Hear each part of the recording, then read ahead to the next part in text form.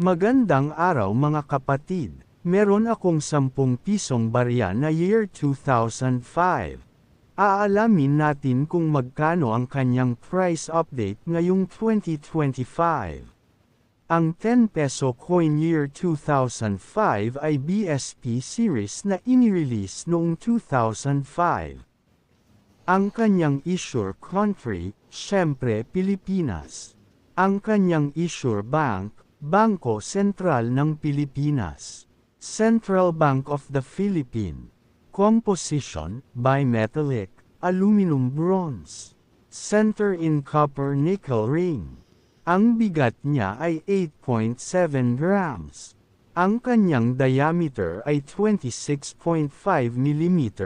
Ang thickness ay 2.14 mm. Shape, round. Orientation, medal alignment. Ang obverse niya. Ano makikita natin sa harap ng 10 peso coin? Siyempre conjoined busts of Apolinario Mabini and Andres Bonifacio nakaharap sa kanan.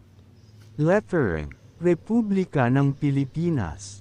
10. Piso, Apolinario Mabini, Andres Bonifacio, 2005.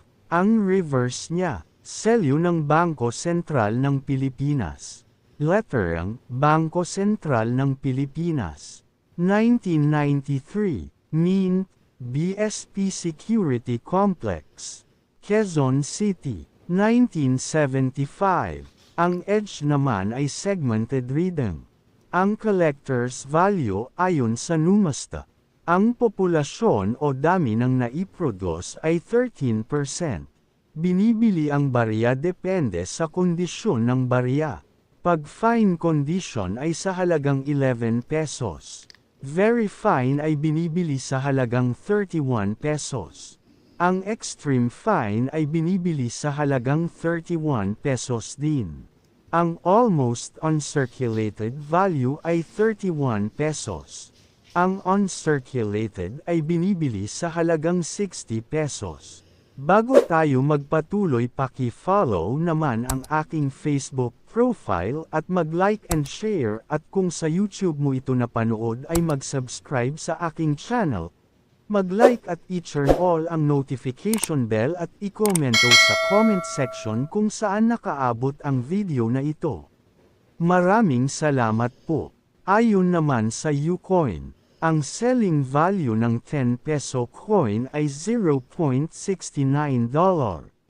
Sa piso nagkakahalaga ito ng 39.37 centavo as of September 2025.